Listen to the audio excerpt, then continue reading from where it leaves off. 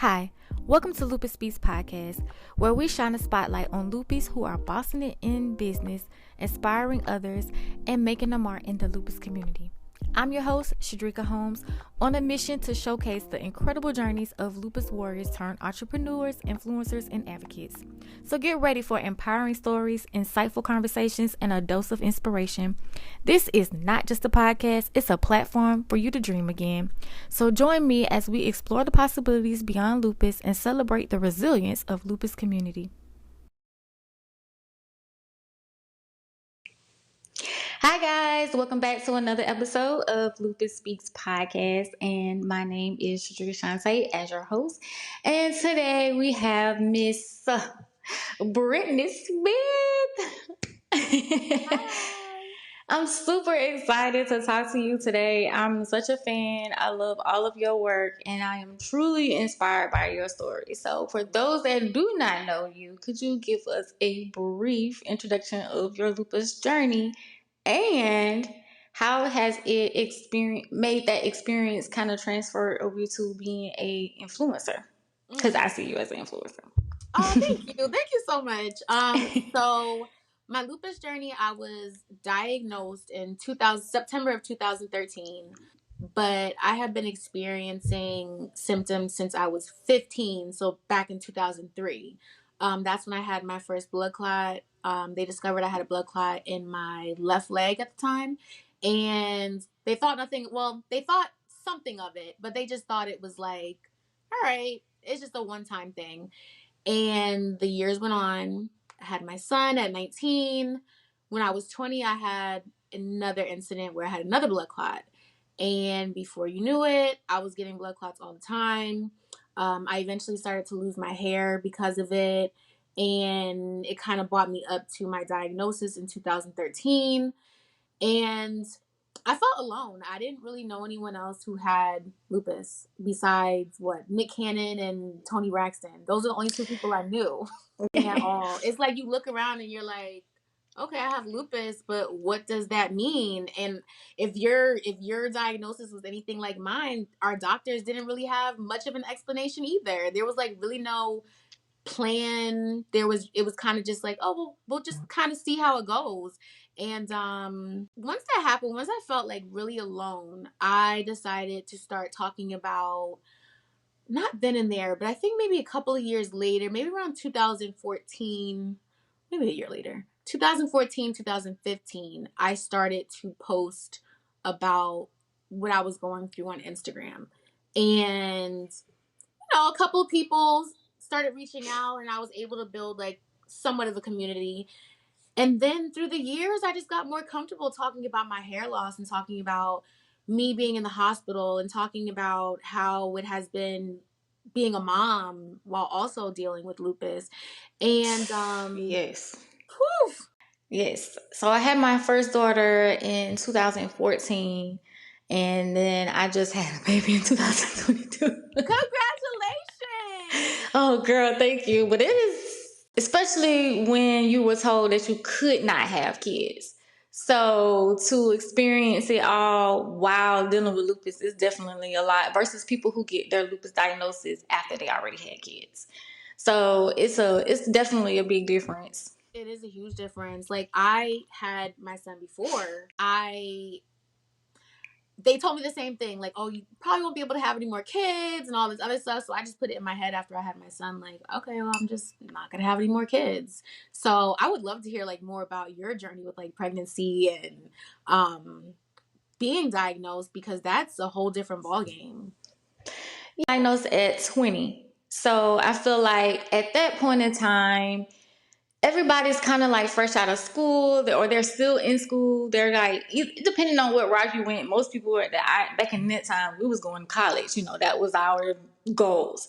So being diagnosed so young, it was kind of like, and being told that I wasn't going to be able to have kids, it definitely kind of took me off guard, because all I was looking forward to being was a mom. I didn't really care about school too much. I just wanted to be a mom. Right. So I feel like it led me in some situations, because that was my focus point at that point. Like, I'm trying to find me a baby zaddy, a husband, like, what we doing? So that's pretty much where my mind was at, on treatment. So I think I was already introduced to Benlysta.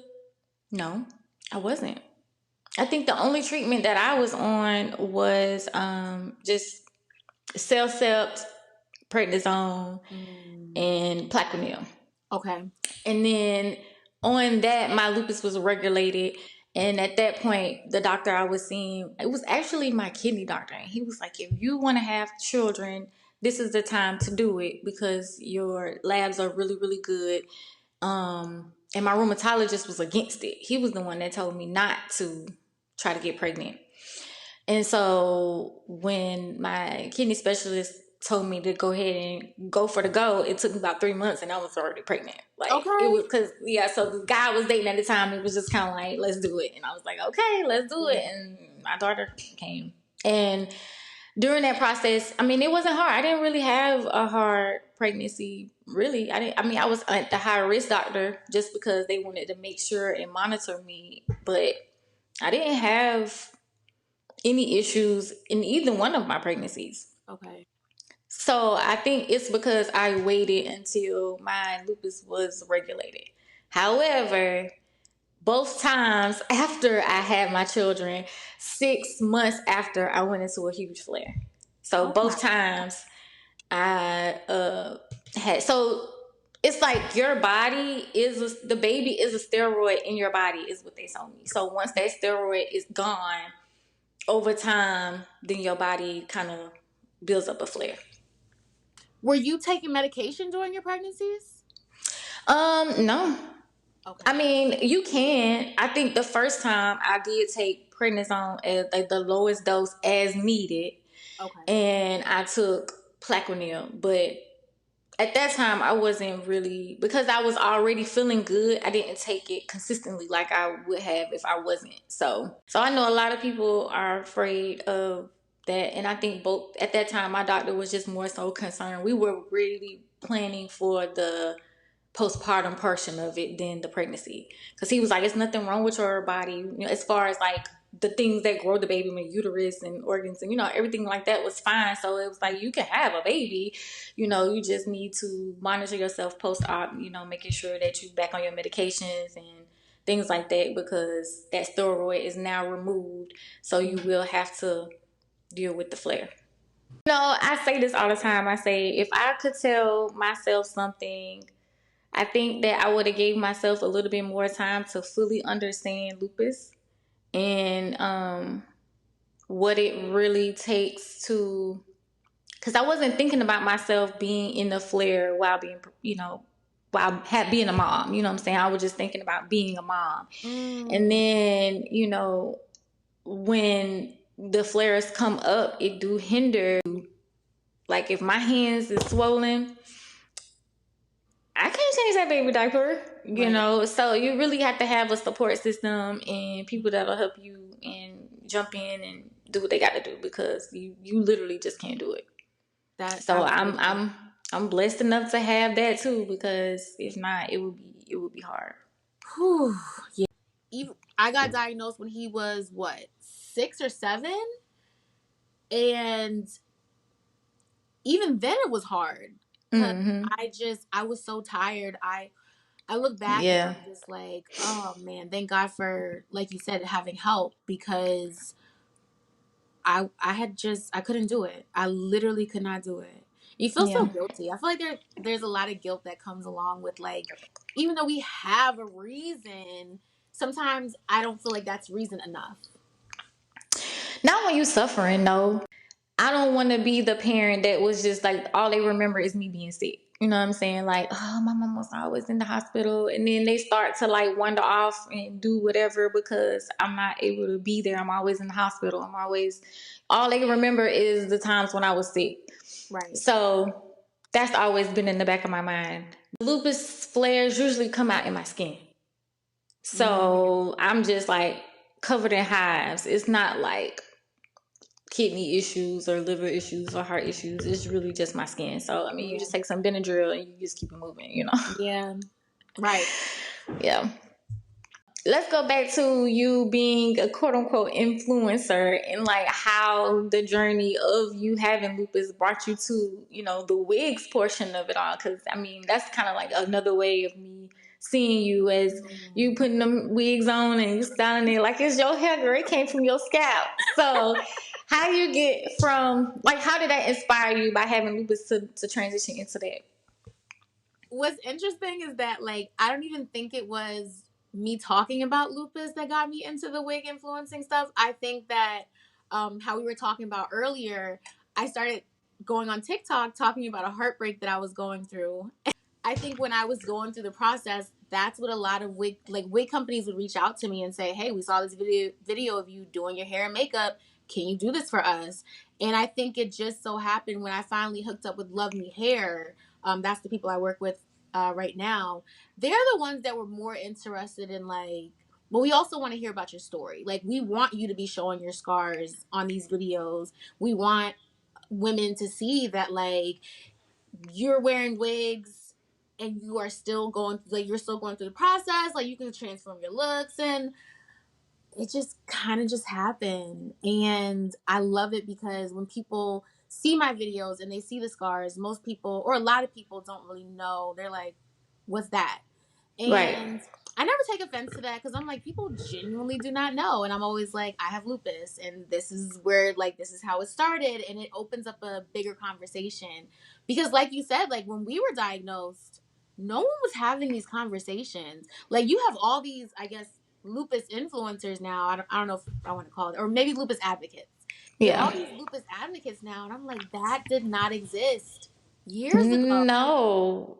That's one thing I do appreciate about social media is that there is an opening door to see other opportunities or see other people that are going through what you're going through versus you just kind of dealing with it alone. You're like, oh, okay, I can relate to that. Or like, girl, what you eat? Because I need to, get on that. So it's just helpful to have that space and community to be able to see that I'm not alone. It's not just me.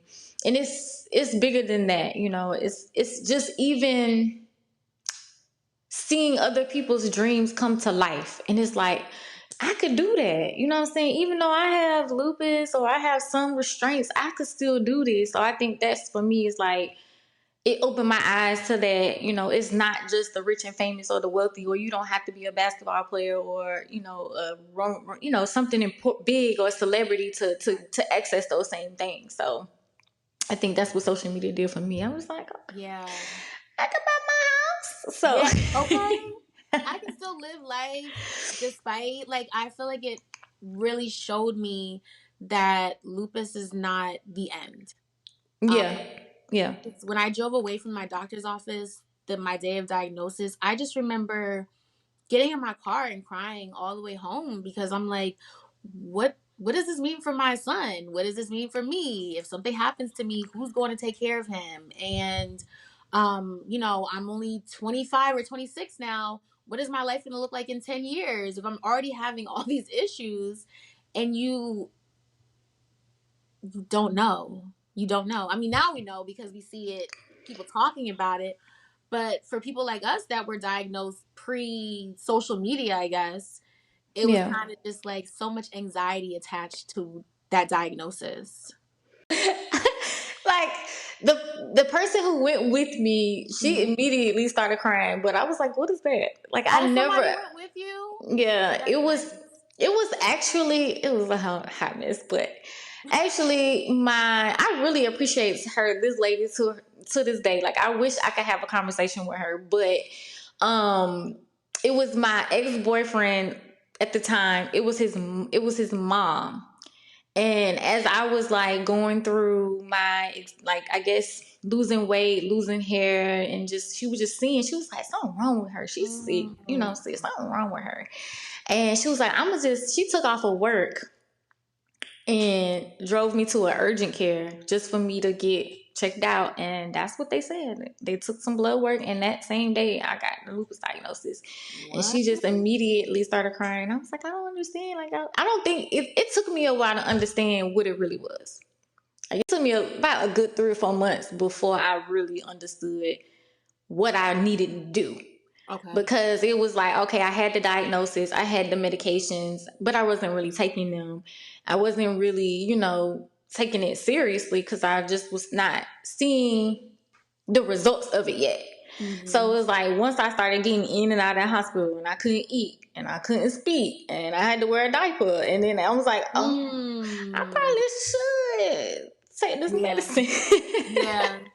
That's so Yeah. real though, because I'm the same way. Like I was getting the blood clots, but I still, even though I had the lupus diagnosis, I had been getting blood clots. So I was just like, eh. And they would say, "Oh, we think you should go on prednisone. We think you should go on plaquenil." And I'm like, "No, I'm okay. I'm fine." And I actually went years without taking those medications. It wasn't until recently, like I'm talking about recent, where last July I had the worst flare of my life, to the point where I would, like, my legs were swollen, my hands started swelling up for the first time, and I'm like, I started to get scared. Like, oh, this is not a joke. Like, yeah, I've Mm-hmm. always taken lupus somewhat serious, but to feel it in my body like that, I was so scared, so scared. I was like, God, am I gonna make it? Like that's what kind of time it was on. Yeah, I think for sure I was not thinking about none of that when I got after I started feeling everything and not being able to walk and not being able to talk, Whew. and then like my mama having to do literally everything. I was eating baby food Oh because I my could not God. swallow. And so I think that I wasn't thinking about anything else, but I just don't want to suffer. Like, I don't want to feel this no more. I don't want to be like this no more. And I just was ready to tap out. Like, I just didn't Mm. want to have no parts of it. And my mama refused. She refused to let that be the thing. Because, at that point, they put me in hospice. Mm. And, What? yeah, like, I feel like that's the main reason why I got this disability quickly, because I was in hospice. They had already counted me out. Like, my mama was like, baby girl, I don't know what they talking about, but you're not about to die. Yeah. And she was feeding me baby food, and she was changing my diaper, and she was working night shift, and she would stay up with me the whole day and do my doctor's appointments, and then go to work and come back and do it all over again for a good 6 months. And Mm. then once I started getting the insurance and disability, then they would pay for my occupational therapy and my speech therapy, because I had to learn how to walk and talk all over again. Whew. So it was a tough time, but I'm still here because I'm Amen. old now. Look. Amen. You look good, sis. Thank Okay. you, thank you. That's it's no joke. Like I feel like people don't, within our community, we know how it affects us and everyone else and how serious it can be. But I feel like outside of that, like there, unless you're really close to someone with lupus, you still don't really know how it affects people. Like, Yeah, I think I said this maybe yesterday or earlier this morning. I was saying that having these interviews with you all is kind of like open me up to more than just my story. mm, Because, you know, there are some people I've talked to where they've never been in remission. They've always dealt with severe, symptoms. And I'm like, oh, dang, that sucks. Because, I've had periods of time where I'm not sick. I'm just fine. yep. So it must suck for them to not be able to, have a place, a time where they're not in pain. So it just kind of opened me up, just especially if I, call myself a advocate, and I can't really advocate for just my story. I need to be Right. able to understand and empathize what other people are going through. However, I still want to highlight how we come up. So, Yeah. Yeah. so yeah, I mean, that's just kind of like how I got started into doing this, because I just wanted to see the positive light of, what lupus can be outside of the stories. How, and you know what? I love what you're doing because, like you said, my story or your story, we're not the only stories out there. And it is like just hearing you saying that you were in hospice. That never crossed my mind. It's just you think that your experience is the only one that is out there until you start hearing others, and you're like, okay, I thought I had it bad. No, like Yeah. that's yeah. Yeah, I know, just watching some other loopies, I'd be like, man, I'm gonna pray for them. But I'm just glad that, I could be a support, or just them hearing my voice, or hearing other people's stories will help them realize that they can get through it too. Because I Yeah. feel like that's what I needed, during those times, is seeing somebody else kind of get through it. Like, instead of the, oh, this it for me, you know what I'm saying? And it make you scared too, because it's like, oh God, is that what I gotta look forward to? Like, am I gonna be like that? So Yeah. to see people like you, show up and still show that there's other ways to go about it, and take responsibility for your health. So, I mean, I'm inspired by everybody. Me too. I am too. And I look at so many, like you said, I look at so many of us and I'm like, wow, that's even the content. Like some of the content, I'm like, wow, like this is perfect. Like my schedule is crazy because I get sent like 10 wigs a month.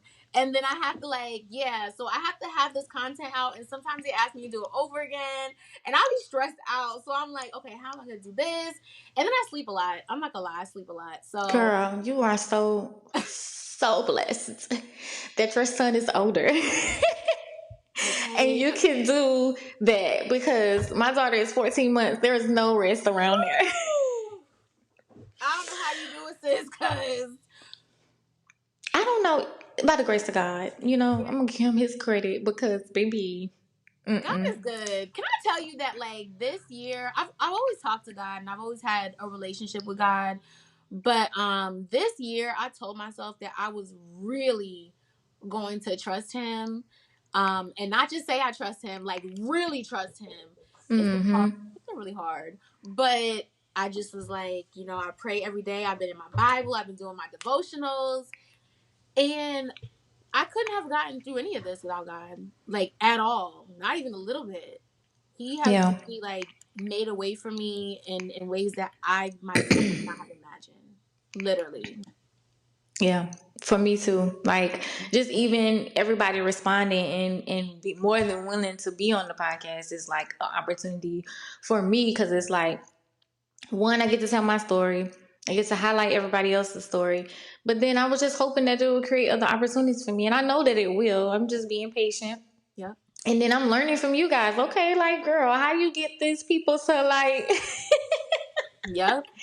reach out to you? Like, is that hectic? Is that crazy? It's just, 10 wigs a month. Because, I mean, your creativity is A1. And just Thank even how you you. put it together is awesome. So, Thank how you. do you like, how do you plan all of that out? Or do you plan it all out? Or you just randomly just kind of come up with an idea, and then you know what to do with the wig as soon as you see it? Like, how does that come along? Sometimes they'll send me a script. I mean, half the time. Sometimes they'll send me a script. Sometimes they'll just be like, Brittany, just do whatever you want. Um, but when I first started, I would just do whatever. Like I didn't know what I was doing. I would look at all the other wig girlies and compare myself to them, and then I was like, Brittany, most of them are not bald. Most of them don't have scars in their scalp. You need to use what you got and really showcase that. But you know what? I really got started for real, for real. Have you ever heard of like a media kit? I have. Okay. I went on Canva. I made myself a little media kit, and I just started sending my stuff off to different wig companies at first. Some of them were already hitting me up, but they were not none of them that I really wanted to work with. But that's how I really was like able to get a lot of people, a lot of wig companies to notice me. And now I'm trying to move into like a different direction. I still want to do the wig stuff, but I also want to I would really love to be a part of like a Dove Beauty campaign. Like to show my bald head and show my scars and really just put it out there about lupus. Congratulations. Oh, yes, ma'am. Thank you so much. It's been a journey with us too, but That's okay. God, I see what you've done for I'm listen, I girl, it's gonna happen for you. It is. Did you Cause ever have a point in your life though that you just felt like it wasn't gonna happen? no, No? Maybe that's no. my problem. I gotta change my perspective. I gotta change my mind because like after I went through my heartbreak slash healing journey, I just knew that the next man that I met was gonna be my husband. And then I met somebody and he seemed great. But he wasn't. And my dating life has been thus far it has been um Interesting. Interesting. Yes, because I seen the speed dating. I saw that video and I was like, dang, it was just the women there, not the people that work there. They did not just come from behind the bar. Okay. I hope y'all didn't pay for that. And if y'all did, y'all didn't get y'all money back. Okay. It was free because people were like, "Did you pay for that?" I'm like, "No, we didn't pay for it." But shoot, it was so ghetto. Like, not you pulled the security guard from outside and the cook from the back. I just said, "This is definitely a story." I'm definitely. Thought that I would be alone because I always wanted a family. So, I've always been with someone. Mm-hmm. And so I think picking the right person probably took me a minute. And I'm just learning a lot about myself and my attachment styles and like, why do I attract myself to these type of people? Wait, what's your attachment style? Anxious attachment. Oh, sister. Yes. I mean, I have like pick me type of personality. Like, oh, I just want you to want me like how I want you. And then I had to like break down and figure out why I was so attached like that. And I mean, we all got backstories, but most of the time it generated from your daddy issues. Okay. So I think that just working through those things, like I really had some. It was, let me see, I want to say it was 2019 when me and my daughter's father broke up and I got my own place and everything. This was for my first daughter. And I just went through a journey where I was like, God, like, I'm tired of picking the wrong person. And, I'm just going to give myself to you. And so that's when I just devoted my life to God. I went to Bible study. I did, just all kinds of stuff that was going to church all the time, doing my devotion, getting up at 5. So like you go to 5 a.m. to go to the gym. I was 5 a.m. I was praying, doing my devotion, then get on the 6:30 prayer call. And then I was just like, I didn't entertain reality TV anymore. I only read books. I listened to gospel music. It was just like, that's what I wanted to do. And then God first, I think that's what it took for me to kind of find my person now. And then just even being in this relationship, I'm learning that you have to keep your eye on God, even though you got a man. Because once that distraction is off, child, y'all be having all kinds of problems. Yeah. So, just keeping, even just us, I just told him this recently. I was like, babe, we got to get back on our knees because the way things are going right now, I feel like we being attacked. I was like, we so close to where we trying to go, now the enemy trying to attack us in our relationship, so we need to pray. Yeah. And so that was a big thing for me when it came to choosing my next partner, is that I need to be able to showcase that part of myself. Because I've always been a church girl. It's not been consistent, but I just know that's where my heart was at. That's where I was rooted. And so I really wanted to make sure I chose a partner that was rooted in that as well. And so I was blessed enough to get that. And you will too, girl. I need to hear that. It's so interesting that you said that you started waking up at 5 o'clock. That's one of the reasons why I started waking up at 5 a.m. I wake up and I didn't want to start scrolling my phone first thing in the morning anymore. I was like, okay, get in my Bible app, at least read a verse, at the least. And then while I drive to work, I listen to gospel music and I try to talk to God because I'm at a place in my life, and that's why I'm so happy. I'm so happy that you said this to me, but I'm at a place in my life where I'm like, God, it's up to you. Yeah. I have chosen the wrong men. And I've always had a man, some type of man in my life. It's usually been a struggle. And, speaking of like attachment styles, I have that anxious attachment style, and it really flares up when I meet a man that's not for me and who triggers me to be anxious all the time and want to be like, well, pick me. Why don't you see me? And it's like, well, Brittany's not for you. Keep it moving. And not only that, I've also learned through this process is how you see yourself. You know what I'm saying? And how because I have a tattoo on my body I got years ago. And it says, we accept the love that we think that we deserve. Think about yourself, is what you're gonna keep on you're gonna keep on attracting. Yeah. And so for me, it was like I always attach myself to people like pick me, because I didn't think that I was worthy of being picked, of being Mm. chosen.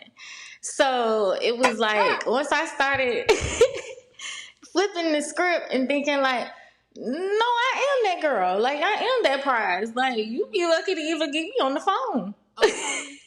Okay. So once I started viewing myself how God see me, because that's where it's at. It's in the book. You know what I'm saying? It's in the Right. word. How He is. You already chosen. You already this. You already that. You already. So it was like a validation that I didn't need from a man no more. And when you get Woo! that, it Yes. switch your whole energy. Yeah. I feel that, and that's another reason I started going to the gym, because I didn't like what I looked like. It was easy for me to be on camera and pretend to be this person that's like so in love with myself, and I'm just so confident, because I wasn't. I wasn't confident, and I feel like I'm finally building myself up to be the person that I've always been. I just Mm-hmm. didn't recognize her, so I'm like, no, girl, you're gonna get up, you're gonna go to the gym, you're going to take care of yourself, you're not going to pour into relationships that don't pour into you, you're gonna love yourself, and that's what I've been doing. And So you can see it. And you can see it. You can see that you're more confident in that, you believe in yourself. Because, I mean, I did see some of your videos of you being sad and going through that experience. And to see you now, like, you could definitely see that you are not focusing your energy on what wasn't healthy for you anymore. yeah, So, yeah. you know That's what's so major about today? what? Today is February 16th, 2024. And literally exactly 2 years ago today, I recorded my week 4 video of me crying on camera. Talking about how a man did not want me, how a man did not love me, had a girlfriend. And I feel like this is well, I just thought about this. Like, it's such a pivotal moment. Like, 2 years ago, I'm speaking into the camera crying about a man. And now I'm on camera with my new friend talking about our lives and how we have overcome so many things. That's Yeah. major. And sometimes you don't see it at the time when you having that heartbreak and that sadness, that was the thing that was going to get you to the next thing, the next level. Like, it's like when they say that book closed or that chapter ended, it's another chapter on the other side of the page. And so just keeping that in mind, like I said, it's not over for you. You gonna get that man, sis, you know what I'm saying? So it's just like keeping your mind open to the possibility of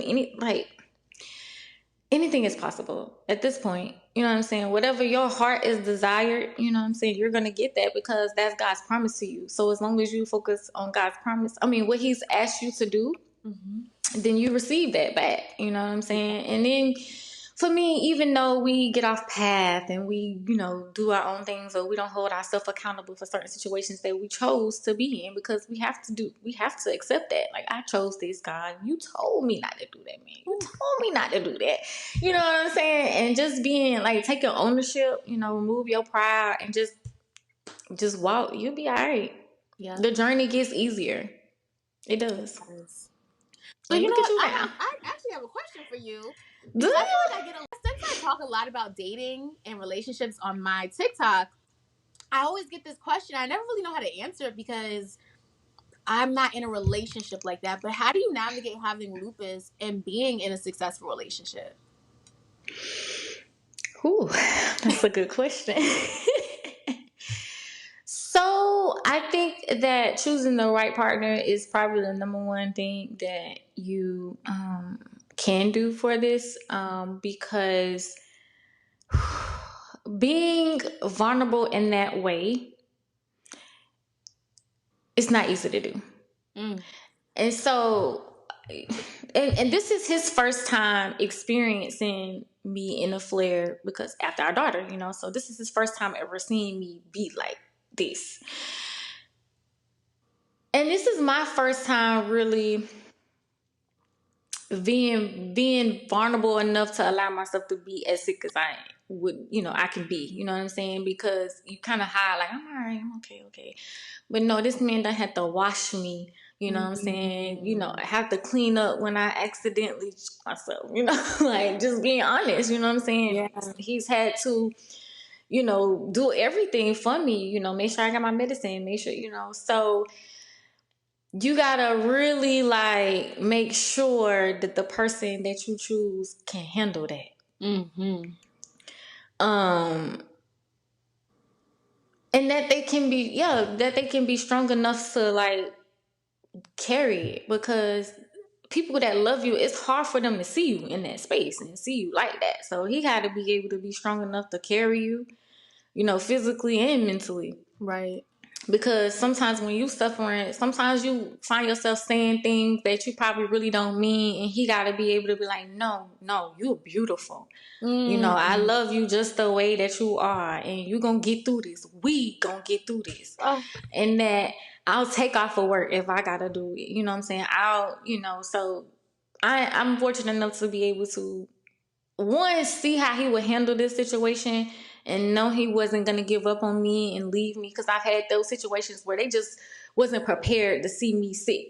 See me well is one thing, to be able to do what you want me to do, but then when Okay. I can't, can you stay? And I think that is the biggest thing that you have to look into, is giving them scenarios and being like, can you handle this, and can you do this, and be able to hold them up to it, because they play with you. They be playing. They be Mm. acting like they gonna be there. They act like they gonna support you. And then when you really need them to show up for you, they don't. Right. So you just kind of gotta, it's not easy to navigate, because one, you don't want to be like that in front of anybody. You know what I'm saying? But and you want him to always see you beautiful. You want him to always see Right. you. You know what I'm saying? So when you're not like that, and he still tell you're beautiful and you're the love of my life, and I don't see anything else, like that's a important thing to have. Mm. It is. It really is. Oh. So that's just the journey of it being sick, you know what I'm saying? But then you still got life, you know what I'm saying? You still got bills, you still got responsibility. We both still have dreams and things that we trying to accomplish, and so making sure that we support each other Mm-hmm. and are able to make time for still our relationship. So it's just a lot to juggle, but at the same time, you just got to make sure that the person that you're choosing is for you, Yes. all day, every day, you Yes. know. Good. I love that for you. That's why I say you gonna get there. I think I know, and sometimes it take longer than what we expect. You know what I'm saying? But once you devote yourself to God Mm. and give your life to that, and then that's the type of partner you're looking for. Cause I mean, you devote yourself to God, but then you still get you another bum. Like that's not gonna help. That just revert you back to what you was doing. You got to make sure that he's in line with where you are and where you're trying to go. Yeah, that's real. That So that's real. yeah. Oof. This woman, she actually emailed me in the few times that I checked my email, but she emailed me, and I was like, I had been praying earlier that day. I was so sad, low key, because I've been going through my moods. And she wrote me a whole letter about the Heartbreak series that she saw on TikTok. She must be an older woman. I feel like she's at least in her 50s from what she was explaining. But she said, make room for your husband. And she's like, you need to start cleaning out your closet. Like, you need to make space for him, all that stuff.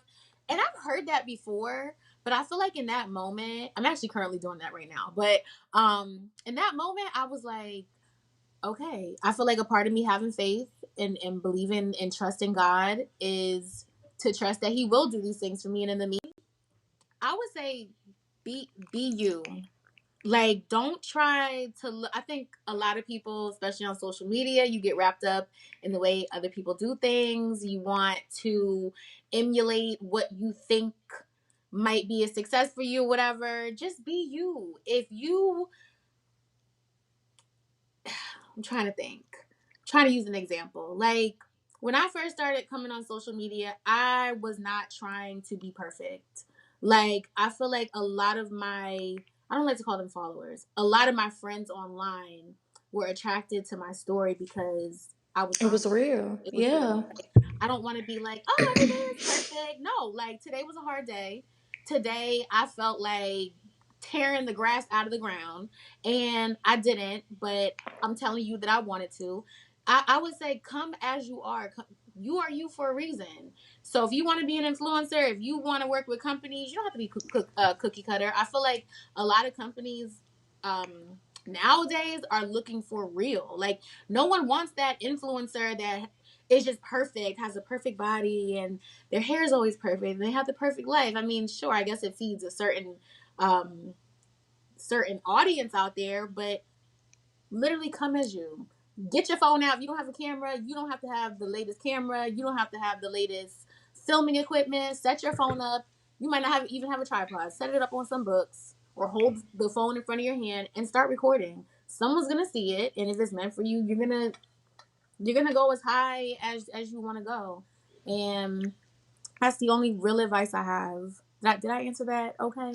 Yeah, I mean, because Okay. I feel like that's what I've been sharing with a lot of other people is that you have to be authentic because I personally, because I'm a TV person, I don't want to see you made it already. Like, I want to see the journey of how you got there. Like, it's very inspiring to see where you started. Like, I remember a lot of people that are like big deals now. Like, I remember Issa from, Awkward Black Girl on YouTube until now she like on HBO. I remember Drake. Like, I remember when people first started, and to see them evolve is what I was interested in. I don't want to see the perfect person with the aesthetic background. Like, I want you to see my regular background the way I started. I want you to see how my sound quality was until now. You know what I mean? Like, now you see the way I do makeup, and then I might evolve. I'm gonna get some tips from you, and then Yes. but it's the Yes. journey of it that's more exciting than just seeing somebody already made and put together. I agree with Yep. that. I agree with that. I love a good journey. Mm-hmm. I love it. I forgot to bring up the whole flight attendant thing because I know that you get a lot of questions about that, and I like do. people may want to be able to, get into that. And how do you, travel even though you don't feel well? Is that flexible, or tell me about that. So I have FMLA, thank God. Um, Mm-hmm. so I'm able to I take a lot of time off. It's very tiring. It's doable. I know a few people that have different, not just lupus, but one of my good friends has sickle cell, and she's a flight attendant. But we both have FMLA. A lot of us flight attendants have FMLA because when you're sick, they don't care. They just want you to come in, and they will fire you real quick. For Mm. yeah, they give you chances, but they don't play about attendance. So they kind of force even people that don't have autoimmune diseases or any disease for that matter to get FMLA because they will let you go. Like one of the reasons I have FMLA with my job now is because maybe this time last year, I was this close to being fired. Like I literally, they called me into the office and they were like, so we gotta have a talk. You've been calling Mm. out for weeks at a time, and you can't do that if you call out one more time. Because we have a point system. If you call out one more time, we gotta let you go. And so my the union was like, Brittany, we highly suggest you get an FMLA. And I had it before, but when the pandemic hit, I feel like that messed Yeah. a lot of us up, and so I never renewed it. But that's one way that I tell anybody who wants to be a flight attendant, get you some FMLA. Once you qualify for it, because I think you got to be with the job for at least 6 months to a year. But do that. I actually work tomorrow. It's tiring to fly, but I make sure that I pack my little lunch. I try not to eat too much airport food because it's crappy, and I try to make sure I get a lot of rest. And I'm honest with my coworkers. If I'm feeling down that day, I'm like, listen, I have lupus. Not trying to use it as an excuse because some people will think it's an excuse, but I'll tell them like I don't feel well today. So and they usually like, oh, we got you. So you don't travel with the same people. Sometimes it's with different people. Yeah, it's usually with different people. Like you'll probably never fly with the same crew twice. Yeah. Wow. I A lot of times when never. you're on the plane, we're probably meeting each other for the first time. A lot of the flights. Really? Or maybe we've Hmm. flown together years prior, but it's never the same like group of people unless you're like super senior. I'm talking about like 40 years on the job and you get to hold Rome and you work with the same 8 people on the plane. But usually, like the people I'm flying with tomorrow, I don't know those people. Like, but by the end of the trip, we'll probably be like this because that's how it always is. That's cool. Yeah. So, one more question. No, ask as many questions as you need. when did you think that you could do it? You know, like when you started like showing your scars and everything like that, like what made you feel like, okay, I could really like do this. I can make something out of this. Like when, like, was it other people hitting you up that made you feel like this is what I'm supposed to be doing? Or like what, it's a lot of questions in one. What are you really trying to aim for within this like social media thing? Like, is the wig influencing like your main focus, and like you do like what? Because I know you mentioned shifting into something else. So like, what is it that? I would really, really, really love to do just lifestyle. Like, I don't just want to focus on hair, and I feel like I kind of gotten pushed into that a little bit. I want to talk about dating, motherhood, going to the doctor, everyday life. Like, I want to talk about that, and kind of just highlight life with lupus. You know, I what am I trying to say? I want to showcase my life. It's kind of like, this is my life. I just so happen to have lupus, kind of thing. Yeah. That's what I've been struggling with a little bit. Well, not so much now, but last year I really struggled really bad with being pushed into just hair content.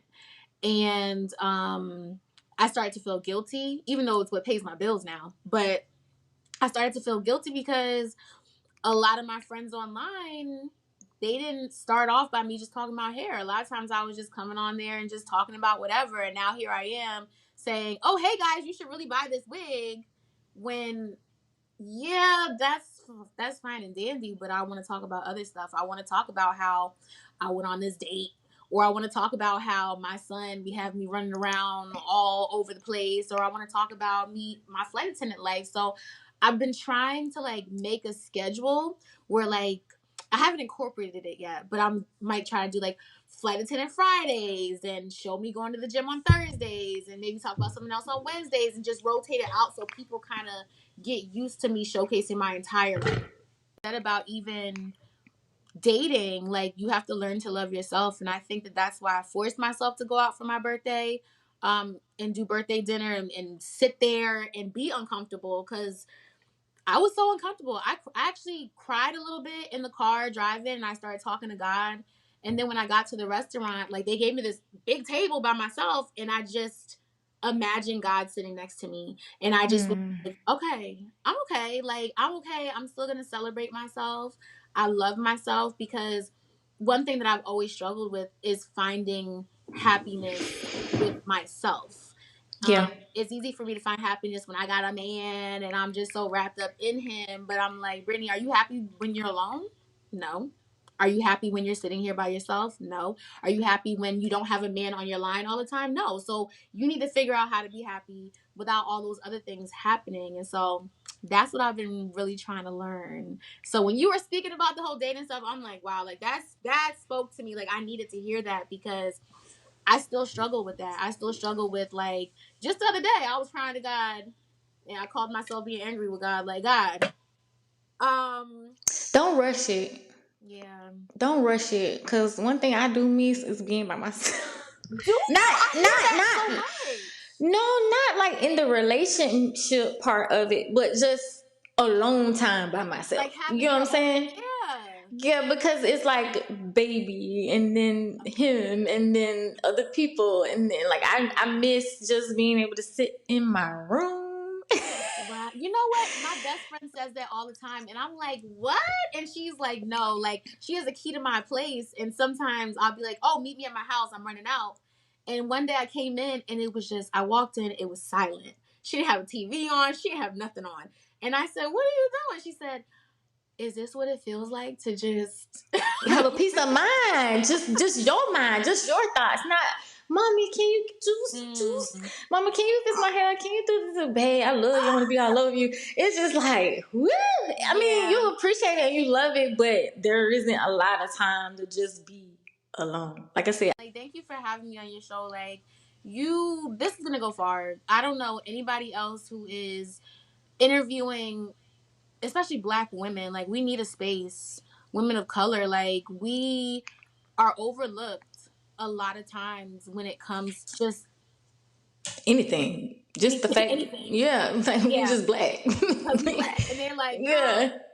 And our stories need to be heard and they need to be taken serious. And you just doing this, like, this is awesome. And I hope that you go so far that this is like a syndicated show. I swear. I'm like, have we been friends in another lifetime? Because I wanted to be, when I was growing up, I loved Wendy Williams. I wanted to be like Wendy Williams. Hey, love her still to this day. That was one of my girls now. To this day. I hate Okay. what's happening to her. Hate it. I don't know if you know, but I hate it. She's went through a lot these last couple of years, and I pray for her because that's she paved the way for a lot of people. And I feel like sometimes she doesn't get the respect and the acknowledgement that she deserves. But I same with you, like God gave me a vision, even with my, and it looked different than what I thought it would be. Like when I started my heartbreak journey, I'm like, why would I record that? Why would I put that business out there?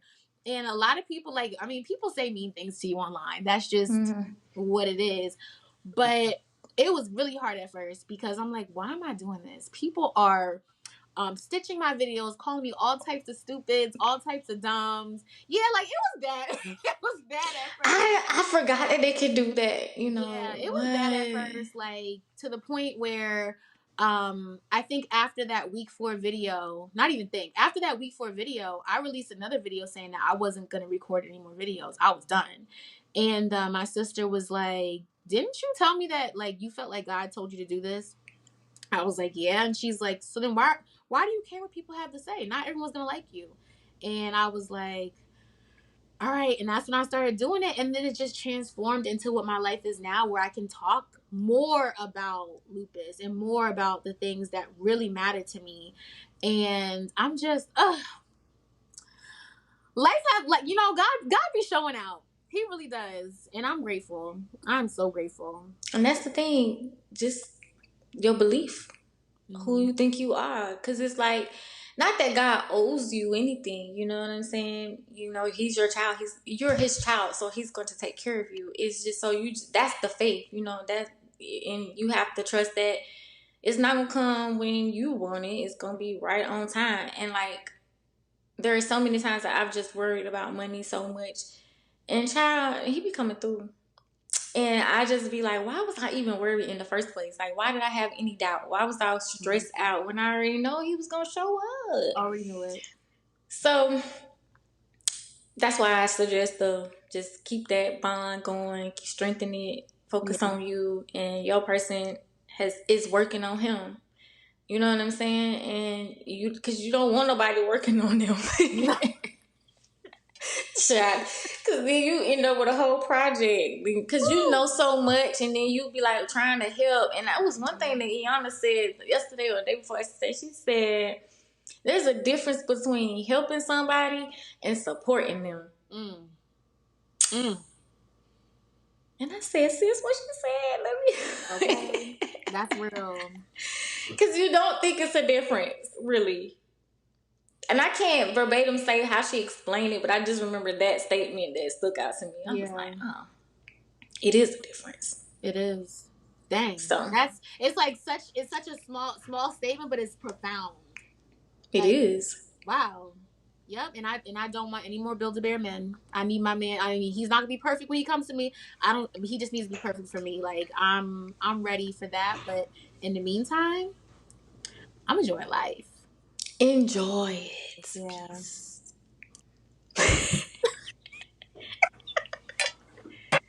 So I do have a question though, because Yeah. when you were dating, was it how did you go about introducing your first of all, when at point did you discuss your lupus diagnosis and like what you actually were dealing with, and then two, when did you introduce your son to them, or do you ever mix the two? Um. So I've been single for over 10 years at this point. Mm. It's been a long time, but I have dated men. During that time, my son has only met 2 men that I've dated. And I've dated a lot. Okay, I've kissed a lot of frogs too. So, but I usually told them right away about my lupus diagnosis, probably within like the first couple of conversations. However, there's only one man that I ever dated that saw me bald, like face to face. Mm-hmm. I just started getting comfortable with being bald, and I credit that to I The attended event. the Mm-hmm. event. I Girl, I credit told that to you, the I watch event. you. I Yes, watch you. that right there changed it changed my life. Like I go to the gym bald now. But I feel like the next person I date, I want to show them that side of me. Because I think that that's important. I don't want you to just see me when I'm glammed up, have makeup on and my wig on. Like I need you to see me when my scars are out, and I want you to feel like I'm still beautiful, like see me as still being beautiful. And I want to lay next to you bald, and I don't want to feel like I have to hide parts of myself. So I don't think I haven't experienced that yet within dating. I haven't experienced um I'm not gonna cry. I haven't experienced any of that yet. So Yes, that's the right word. Yes. yet. And like I said, you now that you're building up that confidence, you'll be able to do that. You know what I'm saying? Because what if he was the guy that would feel comfortable seeing you like that, but you wouldn't even show it? You know what I'm saying? So it's all part of the process. Yeah, It's it happening. is. It's unfolding right before you. You're just so anxious I to know. get it, but it's like just let it go. Yeah, And it's I can relate comforting. because that's my attachment style. So I Mm-hmm. understand. Yeah. I understand. All right. A huge thank you for coming through today. Your story is so inspiring, and I just appreciate you and your time. Oh, I thank just do. you. I do. And now Thank I you don't so have to much. like act like you're a stranger. I can actually call you You my could just friend. text me, okay? Because you got my number now. Cause people be like, I DM'd you like months ago, and I'm like, oh, I'm sorry. I started noticing that some people don't answer their DMs. So if they have an email up, I just shoot their email up because Yeah, that's because I think that probably the that's how most professional. Mm-hmm. It's the most professional way, anyway. because I'll check my emails, at least once a day. But my DMs, like I feel like sometimes I get overwhelmed very easily. I figured that. So I'll see something, but I'll just be like, okay. But if it's in my email, I'm like, okay, I'm pretty sure this is important. I mean, it might be Right. important on Instagram and TikTok too, but I'll be like, whoo. Yeah, the way that I saw who you are to me, it just felt like you're an important person. You know what I'm saying? And you probably do have all kinds of DMs. Even if you post something and it goes into your story, like I'm pretty sure it's a lot that you got to cipher through. So I was like, let me email. That'd probably be better to catch her attention. So Thank you for saying I'm an important person. I think that like, and I'm sure we you can. all are. We all are. Like, I feel like you can probably relate to this. Like, when somebody says to you, like, oh my gosh, like, you are really that girl. And I'll be like, okay, Brittany, I gotta start, like, I have to start saying thank you. Or instead of saying, like, oh no, like, Yeah. discounting Mm-hmm. myself. Like, Yep. no, we really are those girls. Like, you got a podcast. I'm on your podcast talking to you. Like, we are those girls. Yeah, that's the thing. It's like remembering who God said we was.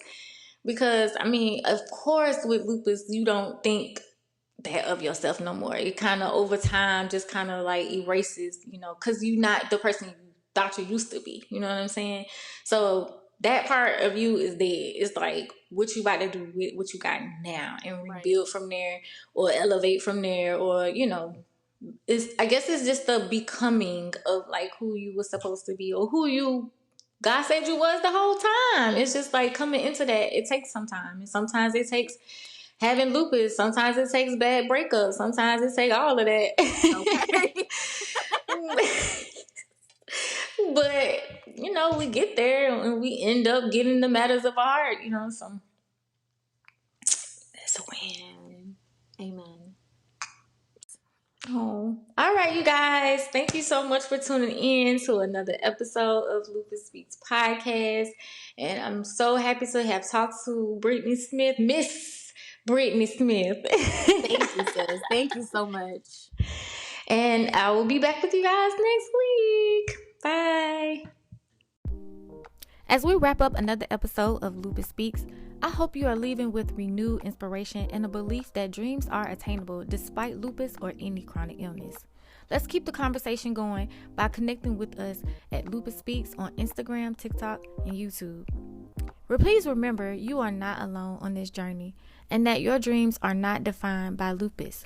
They're powered by your strength and determination. So until next time, you guys, peace and be intentional.